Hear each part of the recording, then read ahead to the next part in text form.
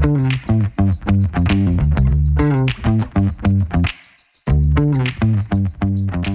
Palm Jumeirah sustainable in terms of long-term growth, or do you think with these new luxury apartments coming, what's that going to do for the market? I personally believe in the Palm Jumeirah so much, and that's why I bought there, because I really think it's going to keep growing regardless of what happens. It may drop down again, but it'll go back up because there is no island like it. You know, obviously we know there's Palm Jebel Ali coming up, but the location is, I think, unbeatable. So I do think the value will still come back to, the same. Hello and welcome back to another episode of What's the Deal? My name is Jack Simpson from Edwards & Towers, and today I am joined by our Palm Jumeirah specialist, Julie Pemberton. We're going to cover a couple of points today in relation to Palm Jumeirah, what are the market trends at the moment, and also discuss a little bit about Julie's background. So, JP, as I like to call her, tell me a little bit about your background. You've obviously joined Edwards & Towers in January. So what were you doing before, and why did you decide to get into real estate? So to be honest, I have never thought about joining real estate, although both my parents have been in it. Never really thought about it. I joined into fashion. That was my thing. I worked at Bloomingdale's for like 3.5 years. And, I loved it. I did the corporate life. And then I just thought I need a change. And honestly, real estate started to appeal to me quite a lot, considering, the market is doing really well. I'm seeing that there is definitely a gap in the market for, agents who are good. I agree. Professionalism will always prevail. So just to give you all a little bit of background, Julie's mum has been working with us for many years. I think I would guess how many? I think about 18 years. 18 years with Edwards & Towers. Yeah. Obviously seen many of the cycles. Yeah. The crazy days back in kind of 2004, 2005. Absolutely. So Sana has been with us for a very long period of time. And Richard, obviously your stepfather, Richard Pemberton, who is very widely known in the real estate industry for specializing on Palm Jumeirah and in particular the villas.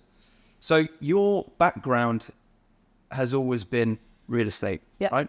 Absolutely. Okay, yeah. So now I would say arguably you're probably the first generation of children, should we say, to follow in your parents' footsteps into the industry after Richard's very successful career and also obviously Sanat. So did you grow up on the Palm? Yes, actually. We moved to the Palm in 2010, and that was into Shoreline. So that was our first kind of, entry level at the Palm. And yeah, I kind of grew up there. We still live there, 14 years later, and I love it. I wouldn't live anywhere else, honestly. So back in 2010, how old were you then? I was 14, 15 years old. Yeah. What was it like living on the Palm at 14? Oh, I loved it. I honestly loved it. I mean, everything was at your fingertips. The beach, the pool. I believe the park was not there yet, so I loved it. And my friends used to live close to me as well, so it was the dream. So 2010, obviously all of West Beach wasn't developed. No West Beach. Was Fairmont there? I believe it was. Yes, it was. It was along with Golden Mile around the same time. Yep. Okay, but obviously Hilton, Marriott, 5, no, Palm, none of them were there. 7 Palm, Dukes. Okay, so the evolution of Palm Jumeirah. Now we back in 2010, you were probably just coming out of quite a difficult period of time with the financial crash. Yeah. Across all markets, and obviously we went through a huge cycle then of the crash with prices. Palm Jumeirah now, from obviously we have is one of the major parts of our business is the Palm. Our office is located on the Trump. The evolution now for the whole island is now moving towards luxury, right? I think some of the more desirable off-plan launches that happened a couple of years ago that are now kind of coming to fruition. You've got on the outer crescent, on the west crescent, you've got obviously Six Senses coming, which is really exciting. Yeah. You've got Luce on the other side, each side, with Ellington Beach and Ellington Ocean House. Super luxury again. SLS is under construction. Yeah. And I was absolutely astounded at the progress for Serenia Living. It's quite funny, really. So obviously we help investors, and if you watched a few of these episodes, we've spoken about investors and what makes sense at the moment, and choosing the right developer is really important. Omniat's project to the left or right, if you're looking from the roadside, it's to the right hand side of Serenia Living. Orla has made no progress at all, and they were sold within 6 months of each other. And Serenia Living, I think, now is pretty much topped out. Those three buildings, the construction has gone that quickly that all of the floors are now built. So again, just highlighting, it's really important to work with the right kind of real estate agent to help guide you and navigate you into some of the better developers, and ones which are going to deliver what they promised you in that sales office when you look at a nice glossy brochure. Okay, so you tell me, JP, so you've got a few villas on the Palm for sale at the moment. What is the sentiment like for sellers at the moment in the market? So at the moment, it's very much the seller's market where, the prices are a bit overpriced way too much, and they're asking for a lot. And yeah, I think they're just trying their luck, considering, what happened last year. Obviously, it was a crazy boom. So I think even now they want to sell their property, but they really want to make top dollar. And, that's not necessarily going to happen anytime soon. I don't think we're there yet for what they want to achieve. Yeah, I completely agree. Do you think, in your opinion, that we have plateaued now in terms of where the buyers have actually got to in terms of pricing versus where the sellers still maybe think where the market is? No, I don't think they are. I think the sellers are still being a little bit greedy. But I think honestly, the biggest thing that I believe buyers are looking for right now is a distressed deal. They want to buy the cheapest possible villa to renovate it and then sell it themselves. Which unfortunately is not available at the moment. So they're very much not meeting at, it's almost like the sellers on the Palm, in the villas particularly, have become savvy to these, should we say, independent developers or renovation specialists, should we say, where they would typically have around a 20-30% margin in one of the properties if they purchased it, spent the money on the renovation and then resold. Yeah. But the sellers now, I think, have kind of eaten that margin from their asking prices. Yeah. Which, if you're selling a garden home at 40 million completely upgraded, and you're a seller with a garden home at 38 million not upgraded. Yeah.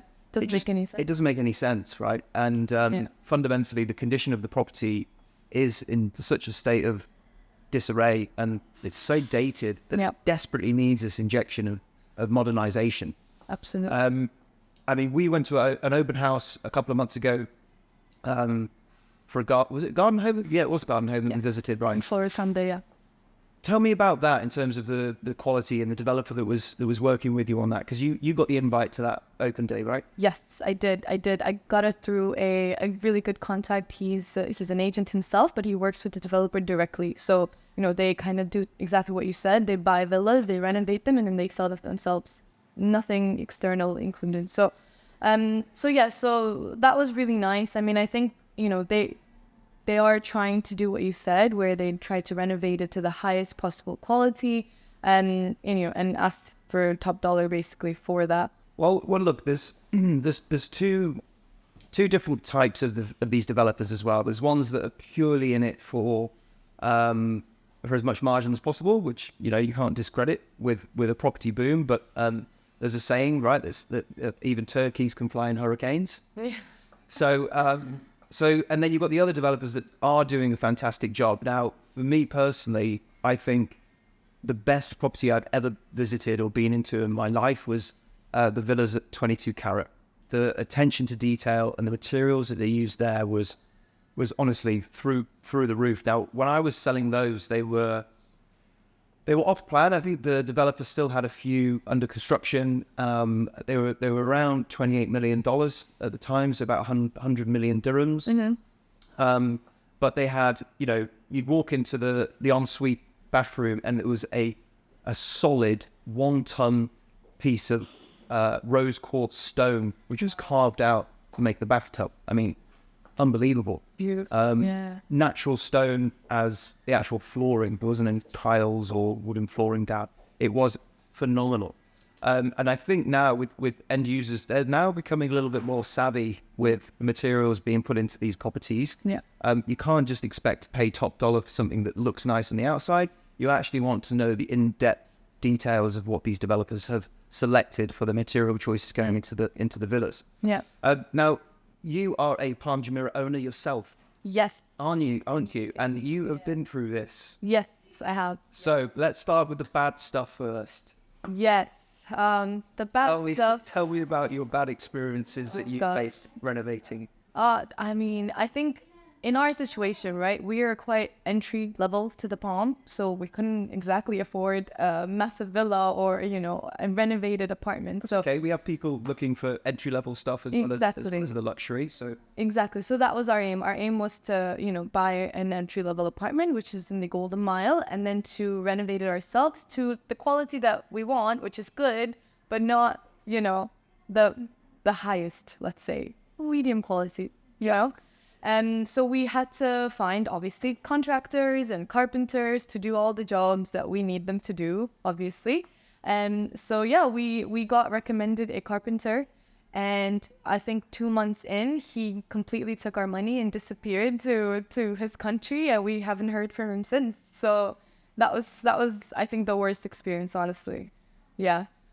Well, look, from my experience from renovating properties, not in Dubai, but overseas, it's a common theme, right? Whether you're in the UAE or the UK or wherever, finding a good network of contractors is so important, which is why most of these renovation companies that know that they do a good job and deliver on time and most importantly on budget, they charge a premium for that, right? And it's the same for any service in the world.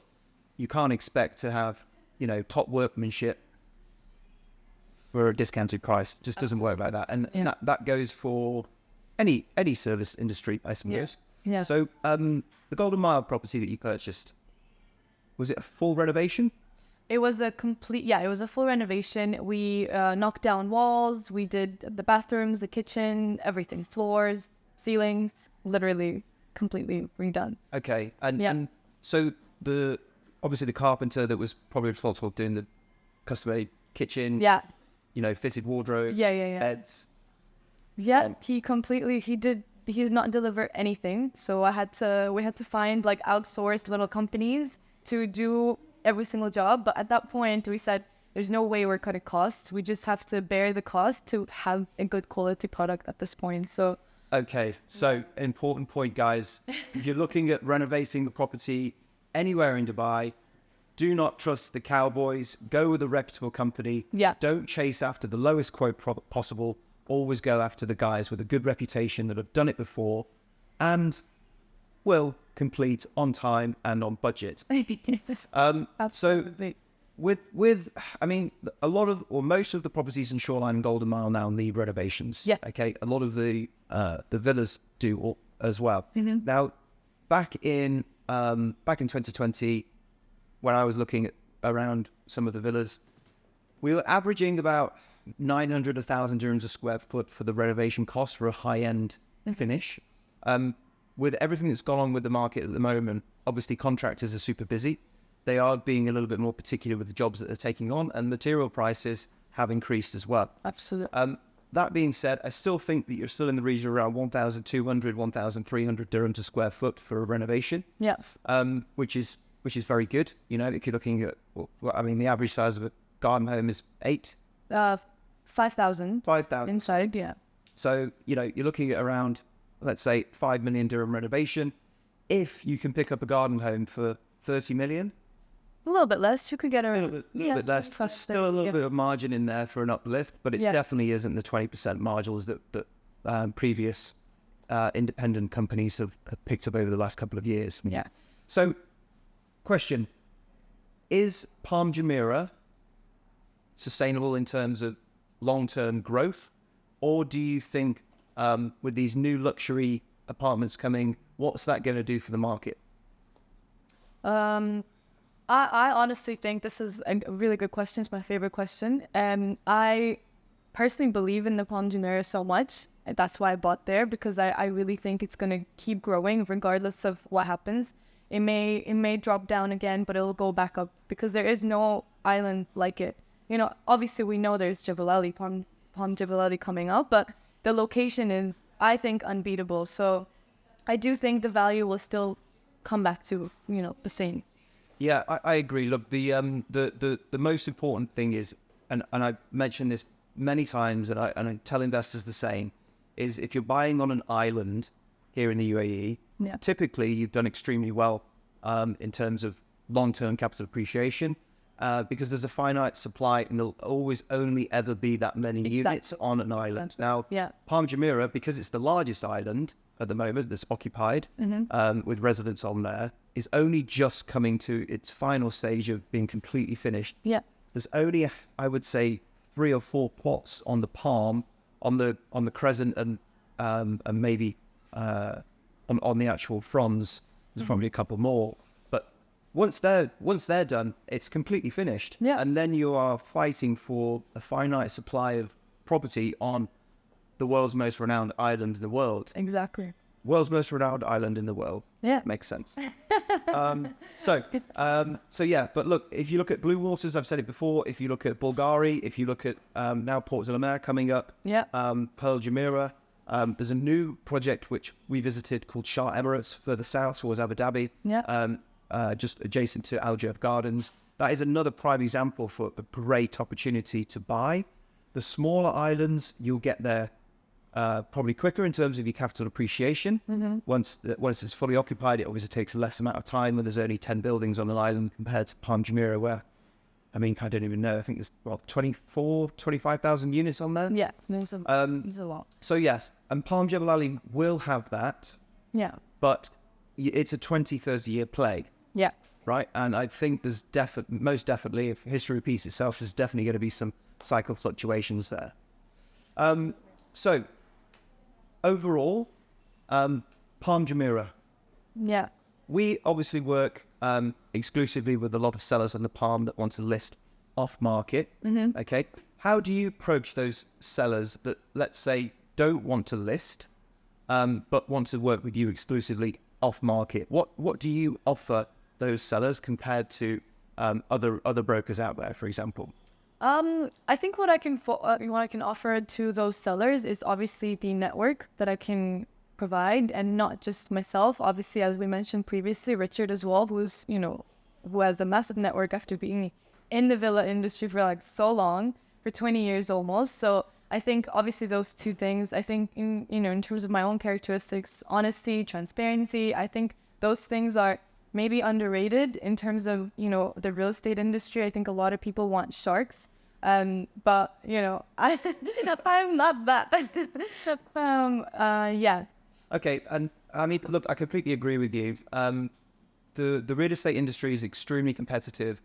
Palm Jumeirah is arguably one of the most competitive areas out there for agents and sellers that want that level of service and professionalism, to trust in an agent to work solely on their property. It's the most efficient way for them, I believe, because they get hounded more or less daily by bad agents, and take all of that away from them and just, channel it all through one person. It becomes more efficient. The negotiations become more controlled. The qualifying of the clients also is on the agent they work exclusively with, which really helps. And fundamentally, in turn, they have a better control on the overall price and the outcome of the sale. Or the rental, obviously. If it's here, there, and everywhere with agents that are, they're just saying anything to win clients. If it's an asking price of 45, one agent might tell somebody that you can make an offer at 40, and yet the seller won't go anywhere below 44. Right? So it's just a case of these agents being honest. And if it's one person that you're dealing with that you trust the most as a seller, especially on the Palm, I think it's probably the best way to go forward. But it's that educational piece about the benefits for a seller Yeah. and working with an agent like yourself. Absolutely. So, off plan.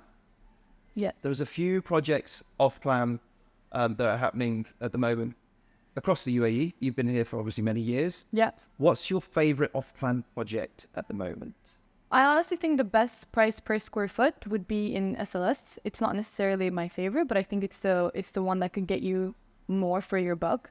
And that's next to the W on the crescent. Yep. Yeah, so I think that would be the best one. Okay, I mean, that's only going to benefit from having Six Senses, so just over the west Yes. crescent, over the bridge, as you pass the W on the left, where Six Senses is. I mean, I know that we have, as a company, a couple of resales in Six Senses. I think the guys that purchased their off plan that are selling now, obviously there's a premium attached to the price, and they're making a small margin on what they originally paid for it, because they took that initial foresight and went for it. But I still think that will stand the test of time, Six Senses, and it's very much going to be a landmark or destination residences plus hotel, similar to Royal Atlantis. Oh, yeah, absolutely. So thank you very much for joining me on What's the Deal, JP. Guys, if you have any interest in Palm Jumeirah, whether it's a property for you and your family to live in as a home, or if you're an investor looking for an opportunity to potentially flip or renovate a property on the Palm, please get in touch with Edwards and Towers. We've actually been in the market selling Palm Jumeirah since 2004. Yeah. We have a very wide network of clients and also residents living on Palm Jumeirah. So I'll look forward to seeing you again for another episode of What's the Deal very soon.